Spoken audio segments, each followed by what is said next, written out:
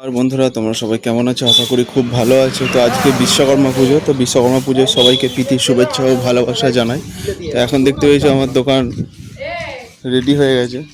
হ্যাঁ, সব কিছু দোকানের মধ্যে জোগাড় করার পর প্রায় 1 ঘন্টা পরে এলো আমাদের ব্রাহ্মণ। তো ব্রাহ্মণ এসেছে আমার দোকানে, আর সকাল সকালই পুজো হচ্ছে। দেখতে সকাল সকাল যেহেতু পুজো হচ্ছে, আমাদের প্রায় সকাল সকাল পুজো করিয়ে নেবে বলে তাই বাইক নিয়ে এসেছে, টোটো নিয়ে এসেছে। আমাদের পাশের বাড়ি থেকে ছোট্টু এসেছে, নেতা এসেছে। তো অনেক সবাই এখানে পুজো করিয়ে নিচ্ছে। যেহেতু এত সকালে পুজো করা মানে তো ভাগ্যের ব্যাপার। আগের দিন যেহেতু বিশ্বকর্মা পুজো ছিল তাই প্রচণ্ড ব্যস্ত ছিলাম। ভাইয়ের দোকানে যেতে হয়েছে, নিজের দোকানে পুজো করিয়ে ভাইয়ের দোকানে পুজো তো হয়েছে এমন একটা টাইমে, তো বলার তো কথা নেই। কালকে সারাটা দিন ক্লান্ত হয়ে গেছিলাম, সেই কারণে জন্য ভিডিওটা একদম এডিট করতে পারিনি।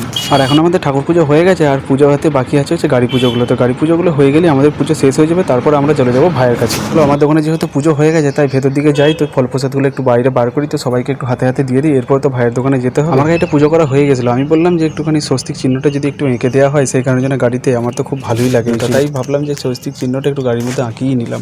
আমার দোকান যেহেতু পুজো হয়ে গেছে তাই আমরা সবাই মিলে রেডি হয়ে যাচ্ছি ভাইয়ের দোকানে। তো মা বাবা সবাই চলে গেছে টোটোর মধ্যে, আমরা সবাই যাচ্ছি হচ্ছে বাইকে করে ভাইয়ের দোকানে। এখন আমরা চলে এসেছি জরুল মোড় মাথায়। দেখতে পেয়েছো আমরা তিনজনে আসার আগে দেখতে পেয়েছো মা বাবা এখানে সবাই মিলে দোকানটা খুলে ফেলেছে, আর দোকানটা পরিষ্কার করে এদের আলপনা দিতেও শুরু করে দিয়েছে। আর আমাদের ঘরে ব্রাহ্মণ ঠাকুর বলেছিল যে 11টার সময় পুজো করতে আসবে, আর আমরা চলে এসেছি 9:30টার সময়। তাই তড়িঘড়ি করে সবাই মিলে, আর আমি মা বাবা এখানে সবাই মিলে গল্প করছি যে ভাইয়ের দোকানটার ব্যাপারে। কারণ ভাইয়ের দোকানটা কিছু না হলেও এখানে খুব সুন্দর ঠান্ডা আছে ভাইয়ের দোকানটা, যেহেতু 2-3টে করে জানলা আছে দোকানটার মধ্যে। আর এখন আমাদের ব্রাহ্মণ ঠাকুর চলে এসেছে, এখন ঘড়িতে বাজে 1টা। বুঝতে পারছি 11টার সময় আসতে বলেছে, 1টার সময় এলো। বুঝতে পারছি এত খিদে পেয়ে গেছে তোমাদের বলার কোনো কথা। চলো 1টার সময় যেহেতু পুজো করতে এসেছে, বলার তো কিছু কথা নেই ব্রাহ্মণকে। তো চলো সবাই মিলে ভালো করে পুজোটা করিয়ে নিই, আর তোমরা দেখতে থাকো ভিডিওটা ততক্ষণ।